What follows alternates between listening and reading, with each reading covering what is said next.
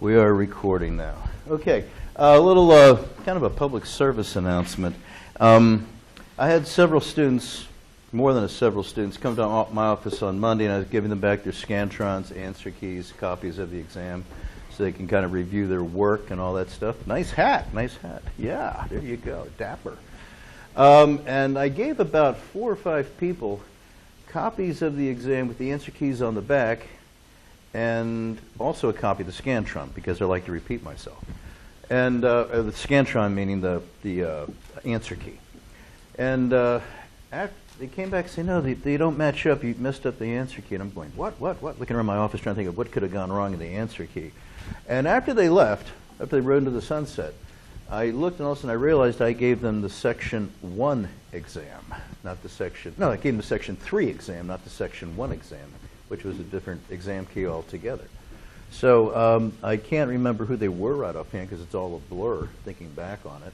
But if I did give you one of those exams and it did match up, just relax, come and see me later, and I'll give you the proper one, even though the Scantron answer key is correct. But still, there was a discrepancy between the two.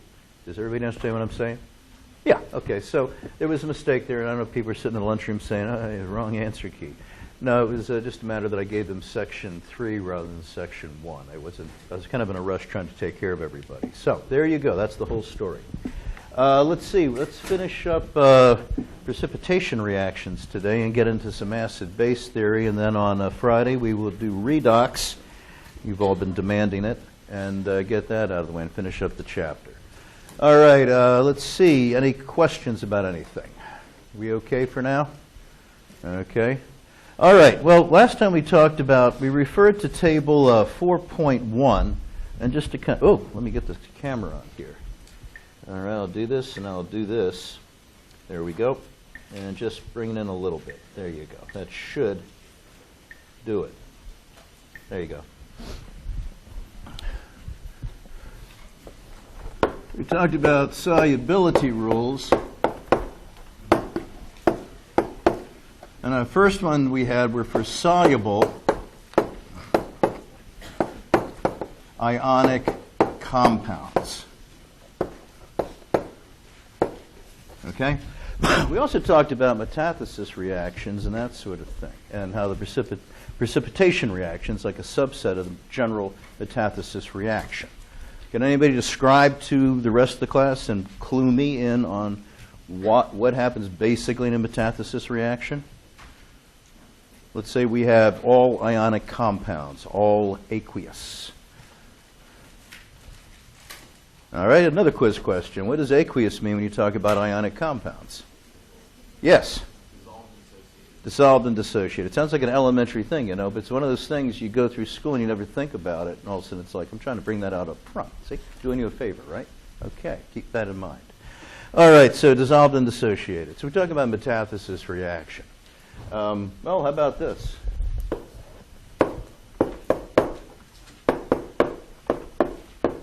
And let's say these are ionic compounds. Can anybody describe what happens on the right-hand side? Sir? That's right. The cations and anions all change partners here. So we're going to have, remember, this is going to represent the cation, the anion, the cation, the anion. So we take A, and now that's going to be partnered up with D, and then we take C, and that's going to be with B now. Since we're talking precipitation reaction, well, one of these guys is going to fall out of solution. It's going to form an insoluble compound. On this side of the equation, these guys, let's just say, are all aqueous. I said, you know, like we're doing these equations, sometimes it's not that simple. But for us, we'll just assume that on the left-hand side, everything is soluble. They don't have to be. In the chemical reaction, they could actually go into solution and form another insoluble compound. Okay? These things do happen. But let's just keep it very simple for now. Over here, let's just say it could be this or that. Falls out. All righty? Precipitation reaction. And I showed you on this table here for soluble ionic compounds. I said it, but let me write it down now. Page 153. Okay, I gave you a list of ions. Okay, A lot of them are polyatomics.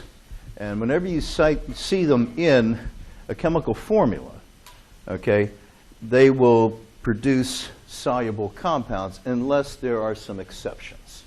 Does anybody remember if you have like a chloride ion, what would be one of the exceptions that would make it insoluble? What would be a cation that would give you that? I'm sorry? Lead 2, right? Lead 2, not lead 4, lead 2, okay? Or silver 1, or mercury 1, or copper 1, okay?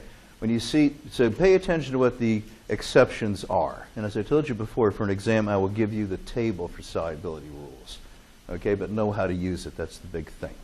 All right, so we got through the first part of the table, which was soluble ionic compounds. Now what I'd like to do is talk about insoluble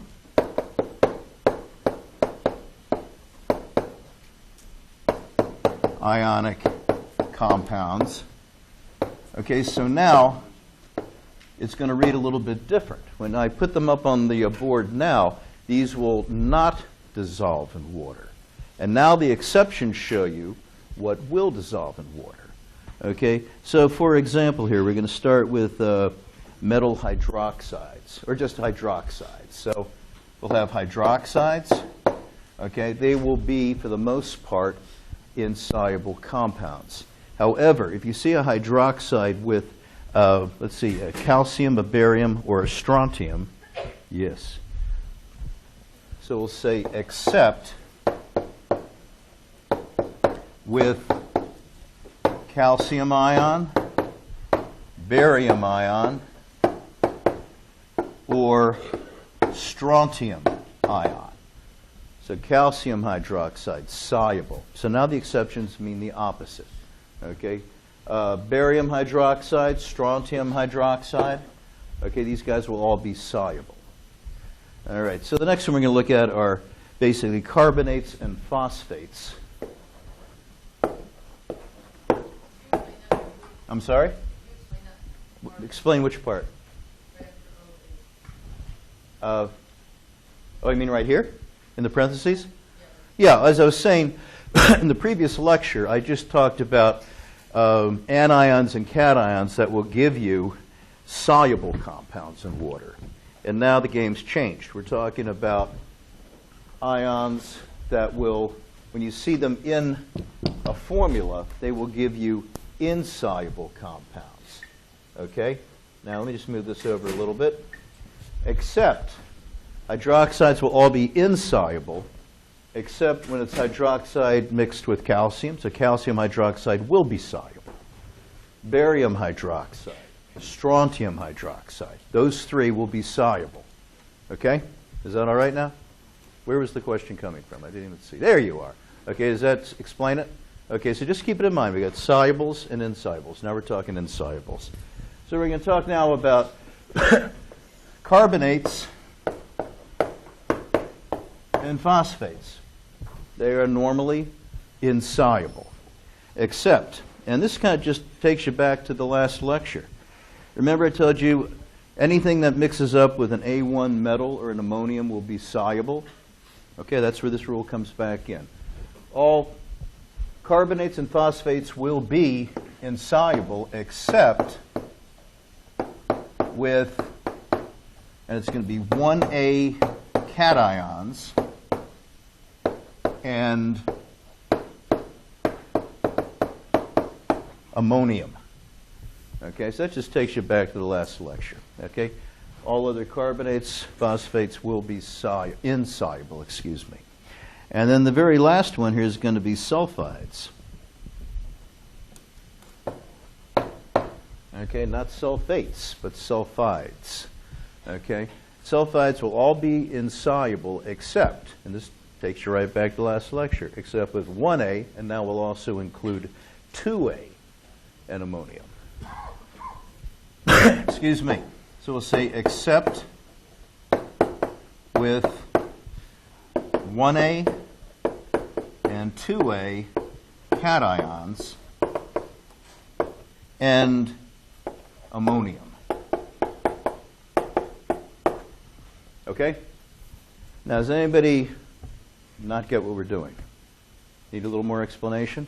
Are we okay? It's very simple. You just look at the table. Oh, you again. What do you need? Yeah.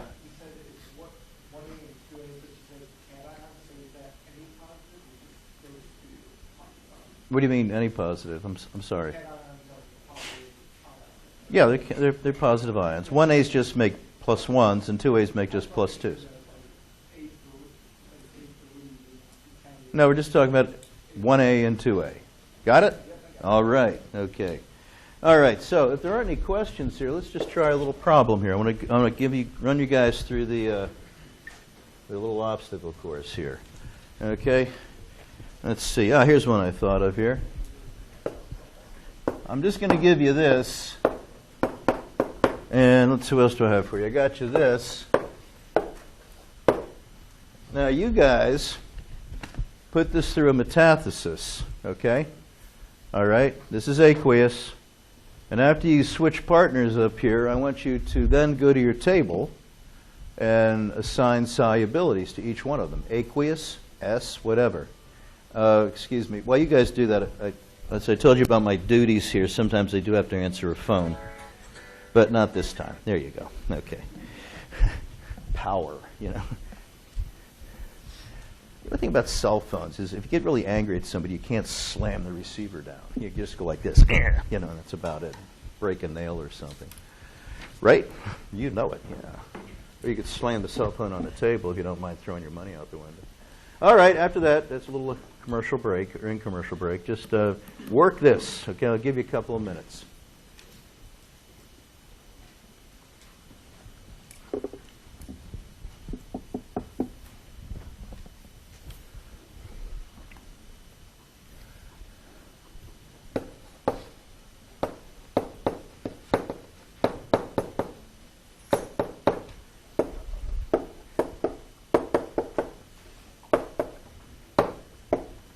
Okay. By the way, what do you call this first equation I put up there? What's the name for that type of equation? Begins with an M. Yeah, it rhymes with molecular. Call it molecular. Very good. All right. Let's get this first part done, and then we're going to go through the rest of it. Give me the, excuse me, give me the complete ionic and the net ionic equation. Okay? You got it done? Don't look so sheepishly. Did you get it done? All right, good.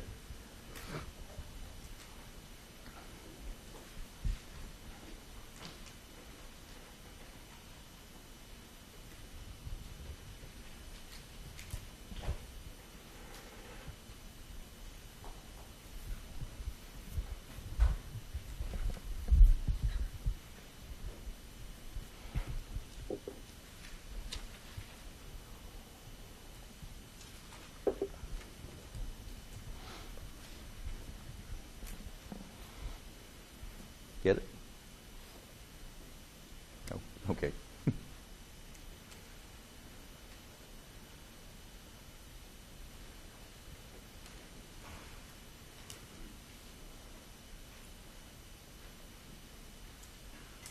Get it?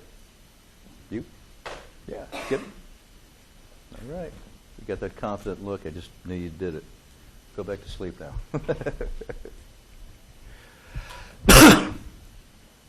All right, who's got it? Sir, tell us, what do we do over here? We're dying to know. Me too.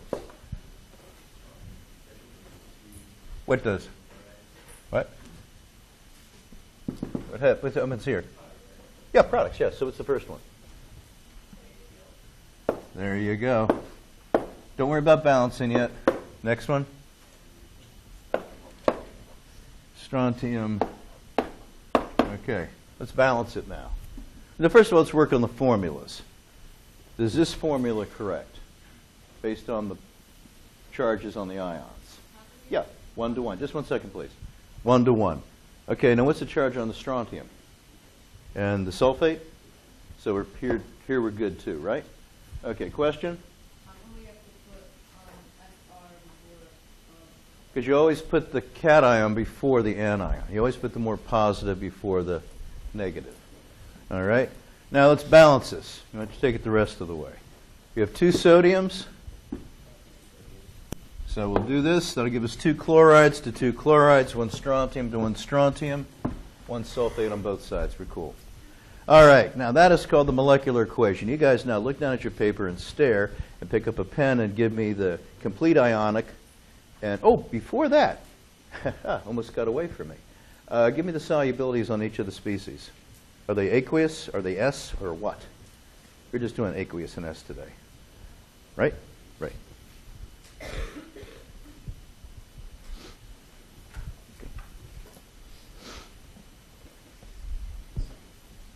So, Dr. Goganay, what do you think about the class? Is it going okay? No, I'm talking about me, not them. You're supposed to be looking at the teaching. I'm doing great, thank you very much. Yeah. Can I buy you a coffee now? Or Danish or something? Okay, let's look up those solubilities. If I say Na2SO4, sodium sulfate, throw that into water, soluble or insoluble? Because 1A. Anything with sodium, that's going to fall apart. Okay? So let's put an aqueous right here. Dissolved and dissociated. Okay, strontium chloride. What do you know about your list? If I say chloride, what are chlorides normally? Soluble or insoluble? Soluble. And we only have about 4 instances where they're not soluble. Okay, be silver 1, lead 2, right? Right, okay. Silver, lead, copper 1, mercury 1. That's not up there, right? So we'll put a big AQ right here. Sodium chloride. Once again, we got sodium. That's going to be aqueous. Strontium sulfate. Sulfates are normally soluble or insoluble. Soluble, except, well, one of them is strontium, right? So that's going to fall out of solution. So what we have done is we've learned how to predict if we're going to have a precipitation. Okay, in this case, we do have a chemical reaction. Now, let's take a minute to put this into complete ionic expression.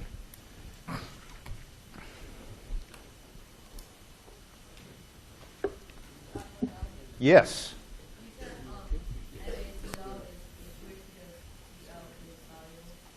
Because what? Yeah, well, yeah, chlorides will generally be soluble, except, when you look on that table, except, but sodiums are always soluble. So you just remember the sodiums are always soluble. Like I said, use your table. Okay, if you see sodium, soluble. Okay? All right. You got it? Oh, man. Okay, well, let's just speed through this lecture then. Complete ionic equation. Let me move this up here so you have some more room. All right. Start talking. What do we got? Start with this one.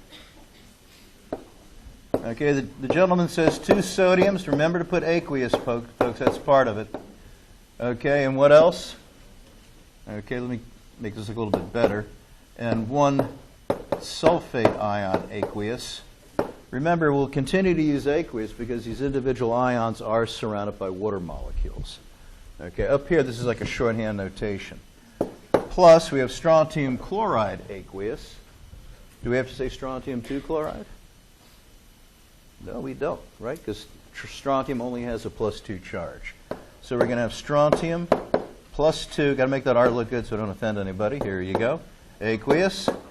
And have being funny, guys. Come on, let it go.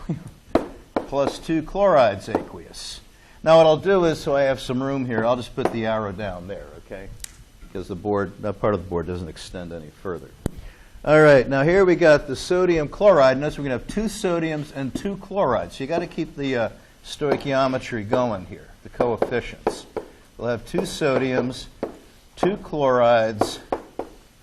Now when we get to the strontium sulfate, that stays together. We have our complete ionic equation. Is anybody stumped? Do we know what we're doing? How do I do what? Complete ionic. If you look at your notes from last lecture, I did like those little representations of like beakers with the individual reactants. You pour them together, then a larger beaker on the other side, and you can see the ions, how they dissociate. And this expression here, this equation here, just basically points out the physical state of each of the ions. And over here, we have strontium sulfate doesn't dissociate.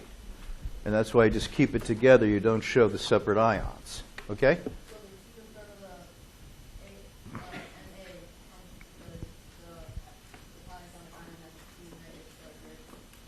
The two before the Na here? Here? Coming down. Here? What about it? No, comes from that. 2 sodiums. See? 2 sodiums. We have those 2 sodiums now floating around for every 1 sulfate. All right, guys, let's do it. First of all, let's pick out the spectator ions. What do you think?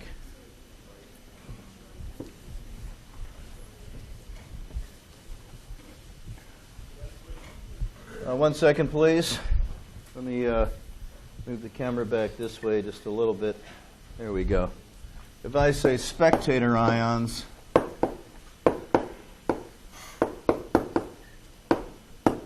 what are they going to be? I heard some people mumbling out answers. I couldn't hear them, though. What is it? Sodium. Okay. And what else? Chloride. Looks like you're going to go and play a game of pool or something after class, you know? There you go. Sodium and chloride. Well, we can just check it out here. Just to review this. You have 2 sodiums floating around. 2 sodiums floating around. Okay.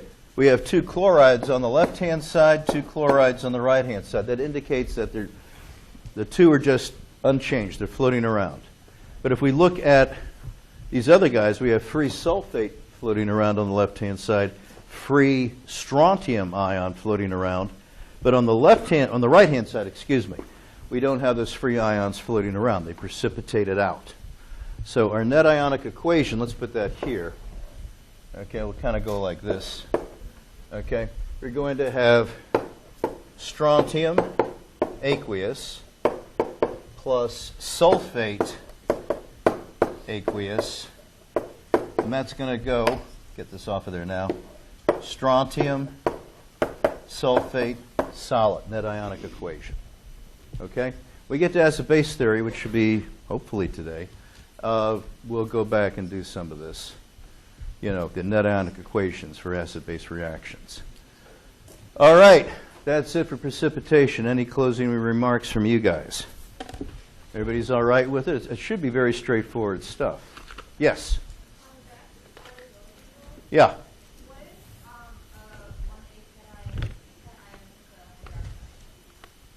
If 1A is if a hydroxide, it's soluble. Sodium hydroxide, potassium hydroxide, lithium hydroxide, those are all soluble. Okay?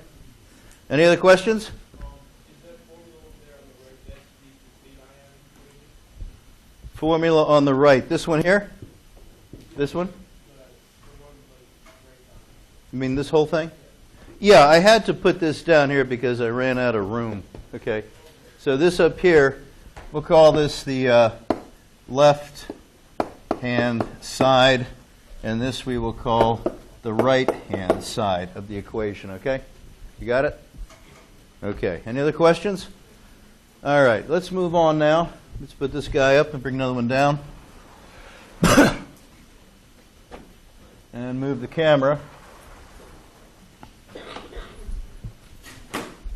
Now, the acid-base treatment in this book, for at least the first half of the book, it's not that deep, and that's fine, because you'll get really into acid-base theory next semester when you're taking equilibrium. Okay? Let's see. Acid-base, mass metathesis. Stoichiometry, precipitation reactions. It's just stoichiometric calculations, which you've already learned. Okay? Just read it over. You'll see what they're talking about. Sometimes the author goes places, I don't think he really has to, but at the same time, I'd rather have a textbook that has more than you need. You know what I'm saying? Because you might want to go in there and read into it a little bit more, and all of a sudden something might click. I don't know. But it's just the regular stoichiometric considerations that we gave before, or we delve into before. All right, so we're going to be doing section 4.4. This is going to be acid, base, reactions. Okay, acid-base reactions. Okay, good. Now let's define what an acid is and what a base is. Okay. The first definition here is actually three definitions of acids and bases.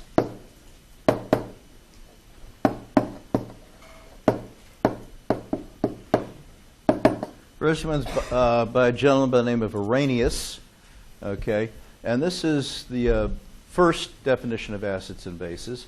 And as we go on, I think you'll understand why we have different descriptions of acids and bases. This is the most fundamental one.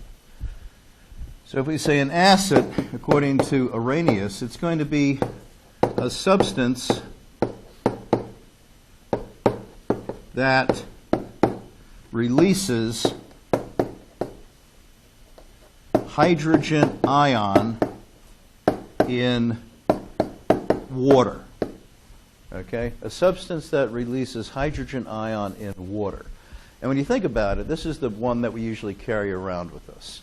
Like you've heard of pH. Okay, pH when you're going to the community swimming pool, or if you're lucky enough to have your own, whatever, or if you want to scale it down to a fish tank or whatever. You know, we check pHs to find the hydrogen ion level, because that's the measure of acidity. Okay, now I'll talk a little bit about pH today, but you don't really need it until later on. I'm talking about next semester. All right? But P, does anybody know what P stands for when you say pH? It's the negative log of the hydrogen ions concentration. And I'll just kind of give you a little thing on it, but I'm not going to test you on it now. But just when you hear pH, what that means.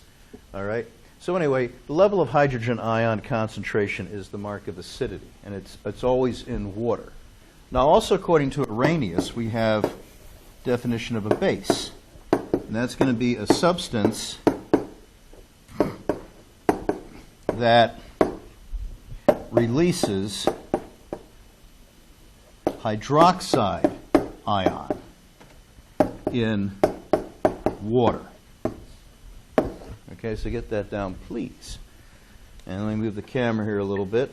About like that, I guess will be fine. And let's talk about strong acids, according to Arrhenius. Okay. You know, there's a few. In fact, you know most of them already, I can assure you. Okay. HCl is an example. H2SO4, I'll hold off just for a second. Nitric acid.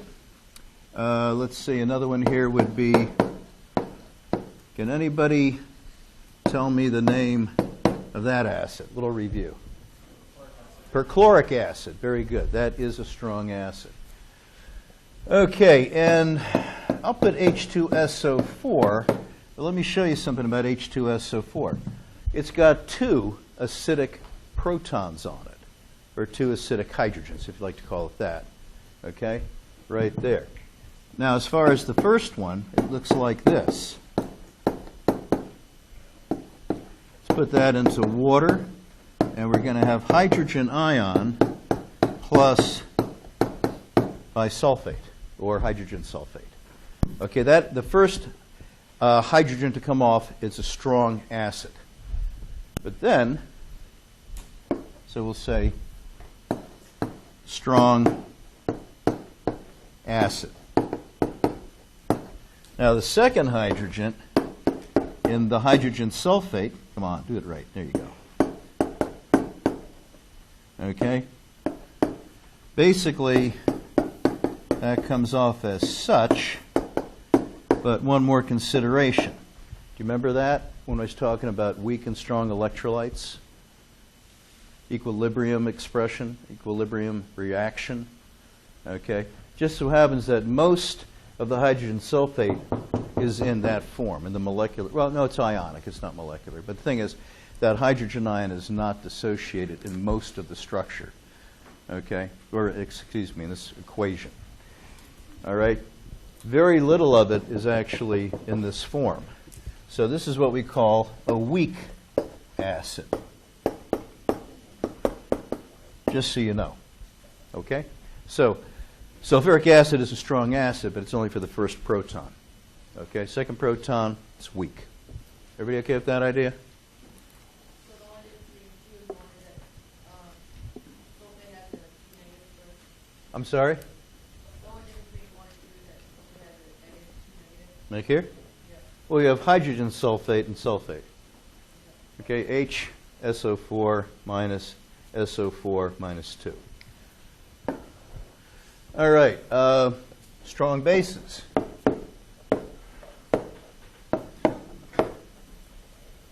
Okay, actually I should have put weak acids, but let's just do strong bases and get them out of the way. Okay, examples of strong bases. Well, you could say potassium hydroxide, sodium hydroxide, to name a couple, calcium hydroxide. Okay, whenever you hear the word hydroxide, that'll tell you it's a strong base. Okay, there might be some insolubles, but even the insolubles, that little bit that is in solution is totally dissociated. So remember when you review your notes that when I say strong acids, these guys, in fact, let's just emphasize it. I'll say completely dissociated. Okay. Completely dissociate, the same with the strong bases. Which way am I going? This way. Hey, nope. Yes, this way is fine. Okay? Strong acids, strong bases. All right, now, weak acids.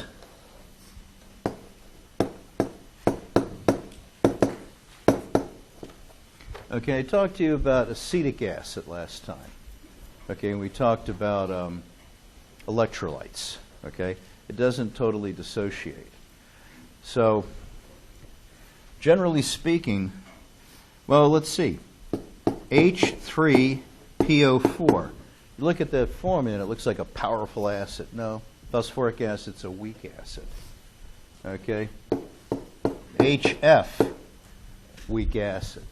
By all accounts, because of its electronegativity on fluorine, that should be a very strong acid, but because of this, basically the very small size of the fluorine atom and its high electronegativity, it really holds on to that hydrogen. Okay, it doesn't want to release it that easily. Okay, so these guys. Now you look at, like, let's say nitric is strong, but if you go further and have nitrite, or nitrous acid, excuse me, weak. Okay? There are few really strong acids, at least the general acids. Okay? So we got these guys here, and I'll draw it like this. When you have carbon attached to something that looks like this, okay, this, that's what you call a carboxylic acid. You see a lot of that in organic chemistry when you get to it. So we'll say carboxylic acid. Okay, acetic acid. Well, butyric acid, propionic acid. You'll get there. You'll see anything that has carbon attached to a C double bond O, then an OH. This H is acidic, and except for a few exceptions, they are all weak acids. Okay, most of them stay in the molecular form. They don't. Very little of it really ionizes. Okay, as far as the equilibrium goes. All right. Anybody have any questions? Yes, sir. What's the pattern? Like, how do you recognize that they would be weak just by looking at them? There are some. I didn't put in my notes, but yeah, there are a couple of rules you can use, and let me try to remember to bring it into class on Friday. Yeah, you can look at the number of like oxygens on there versus the number of hydrogens, I believe. Is the charge affected at all, or is it? The charge? Yeah. I'll say generally no, but I can bring in some more rules if you want to get into it more. But as far as what I'm expecting, if you just know these guys right here, that'll be fine. But yes, I'll bring in something to write it on the board for you. Okay, is that fair? Okay, I didn't prepare that in my notes, and maybe I should have. Sorry. All right, so last time we also talked a little bit, I said weak bases, and I just said I'll talk about it later. So that was the end of that discussion. But let's just talk about a weak base. Okay? Now, as we talked about weak acids, it's very easy to visualize it. You know, the weak acid, not much of that proton actually comes off. When I say proton, by the way, I'm talking about hydrogen ion. Because when you think about the hydrogen atom, it's one proton and one electron. The hydrogen ion, all you got is a proton. When you get to organic chemistry, a lot of times they talk about protonation. That's basically the attack of a hydrogen ion, where they'll talk about just basically proton concentration or something. All right, so if I do say protons, you guys know what I'm talking about, all right? Okay, but in a weak base, okay, we look at the ammonia, and there's no hydroxide present, okay? So let's say we have 1 mole of ammonia, and we're going to put it into water. Well, what happens is this. You're going to end up making NH4 hydroxide, ammonium hydroxide. And then there's your hydroxide. It was formed. Okay, the ammonia basically can rip one of those protons off of the water, leaving you with hydroxide and giving you ammonium. If you like to look at a mechanism, and you guys moving on to organic chemistry next year, you'll see a lot of these. It would look something like this.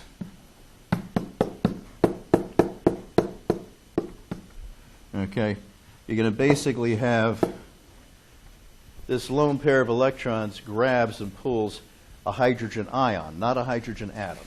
Okay, it pulls off the H+. And it's going to leave you with this.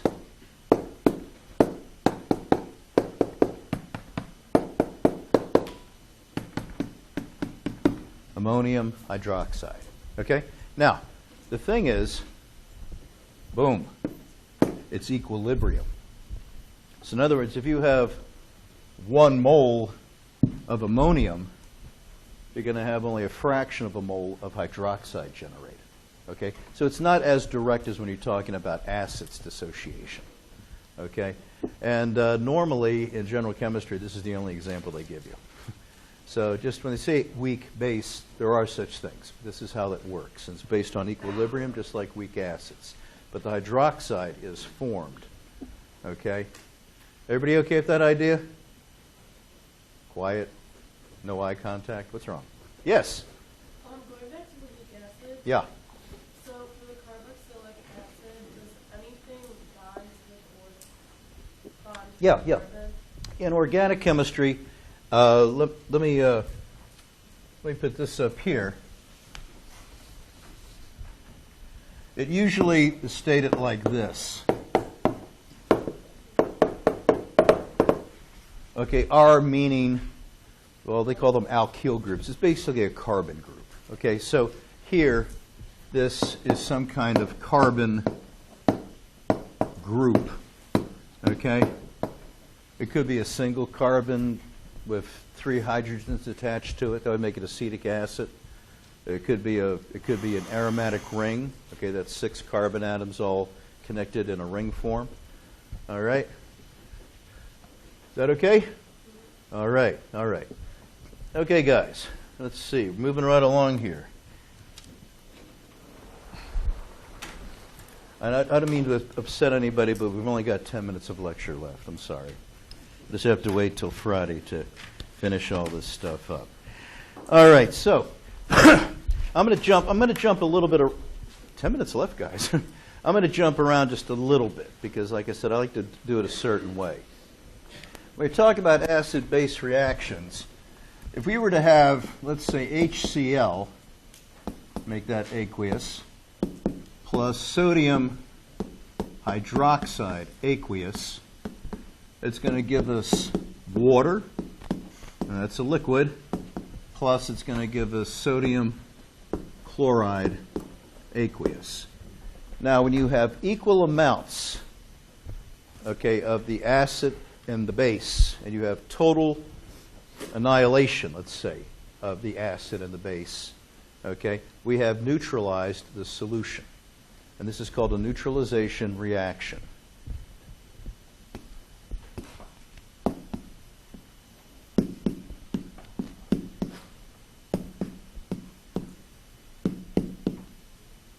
Okay, neutralization reaction. Now, in this book, he says neutralization reaction is just throwing acids and bases together. Okay, now, when I was a boy studying chemistry, and I've held on to this, if your solution isn't neutral, it's not a neutralization reaction. Okay, that's what I stand by. All right? And so think of a neutralization as that there's equal amounts of acid and base. Okay? In fact, let's just try this just for kicks. I can't. It's way up there. Never mind. Dr. Mundell. Loosen up, people. Come on. It's only hump day. Hump day. It's all downhill now, right? I hear the tither in the audience. Like you just realized that. Everybody's excited now. I'm off camera. I can drink coffee. How about this, guys? Let's say we have H2SO4, and I'll say aqueous, plus, once again, sodium hydroxide, aqueous. Okay? Well, we know that's going to make some water. Okay? And let's say we take this all the way and make sodium sulfate aqueous. Okay? Now, how much sodium hydroxide would we need? 1 equivalent, 1 mole, or 2 moles?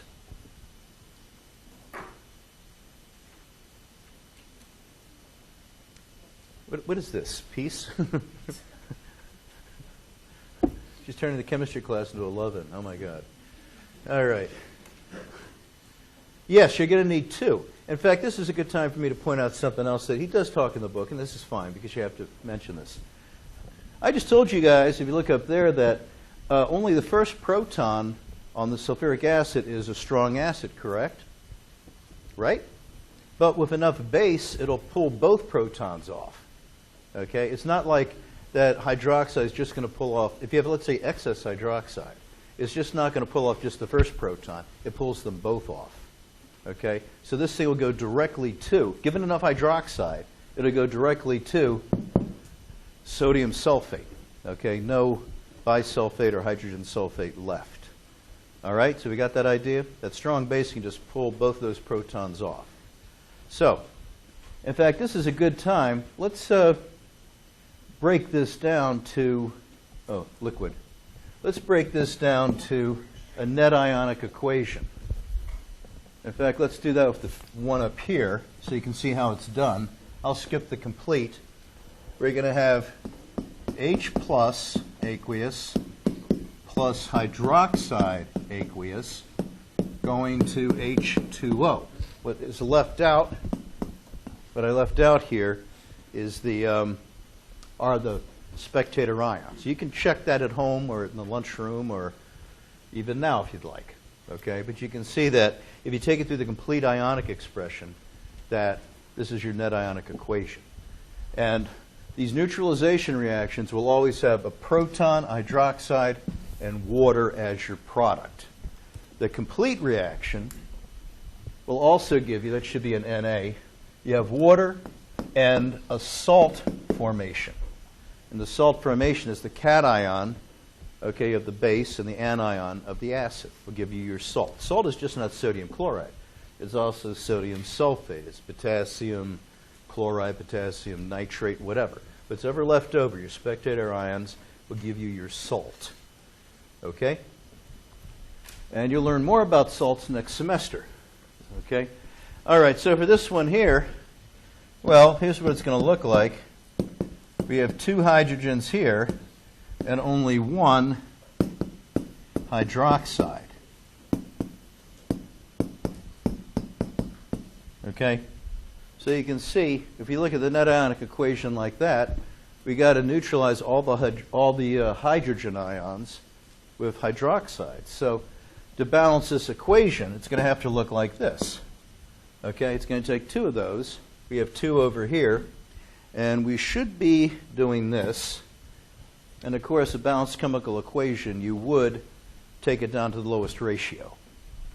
Okay? So it actually look like this once you finish it. But to get there, you have to make sure you have enough hydroxides for the protons. Everybody okay with that idea? Yes, ma'am. Yeah. How come you have like hydrogen ion? How come it's NaCl? How come it's what? How come it's NaCl? How come nobody's trying to figure it Well, if you look up here at this one here, you'd have hydrogen ion and chloride ions separated, right? Over here you had sodium ion and hydroxide ions separated. Water stays the same. It's not a solid now, but it is a liquid. Okay, and these guys are going to be separated. You can see this is going to be your product. If you go when you perform the complete ionic equation on this, you're going to see the sodium and the chloride don't really participate in the formation of the water. Okay, they're floating around, observing things going on, spectators. Okay, try that. Okay. Anybody else questions about this? If it still doesn't work for you, come and see me in office hours. Okay. By the way, quick message here in the last minute as we approach the airport. Today, I had to take on a meeting about 10 o'clock in my office. It's an important meeting. I'm sorry. I will be around all day tomorrow after my morning lecture if you want to get back an exam or ask me impertinent questions. Pertinent questions, not impertinent. Okay, so you guys take care. I'll see you Friday, if not before that. Take care.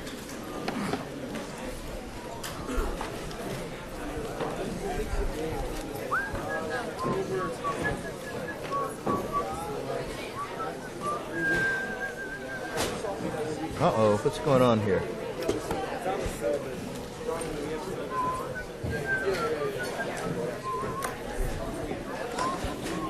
Dr. Mundell? Yes? Yeah, I got somebody that has to come in to talk to me from a company. It's an important meeting, and so I don't know how long. The meeting's going to probably take the full hour, and right now I'm trying to find why I can't get a signal on this stupid thing. Maybe you can answer real quick. I can answer real quick. Yeah, just how do you, strontium sulfate, how do you figure out that it's a solid? You have my rules here, my insoluble, my... The sulfates, if you go back, you'll see sulfates are all soluble. Okay, let's see on this rule. Here's all my rules. Okay, it should be over here now. It should be where your sulfates. But with the sodium. Okay, well, sulfates, I gave you sulfates, didn't I? Not that I see. Okay, well, I'll just write a message to the class. It's towards the bottom of... All sulfates will be soluble except... Let's see, yeah. The very last... Did I do sulfates last lecture? I thought I finished that. Well, I might have... No, I got to the end. I thought I hit everything, but I might have missed it. You have a table on Oh, yeah. Well, this is right here in the book. You see, sulfates are all soluble except strontium, calcium, barium. Okay, but I'll alert the class that well, it's in the book. I mean, they should get it, but still.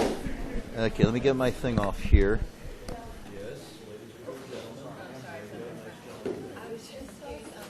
You said you'd be available tomorrow. When I'm not making time. I teach at 8:30 until 9:30. Okay.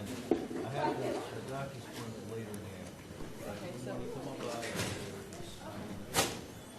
Sir, yes.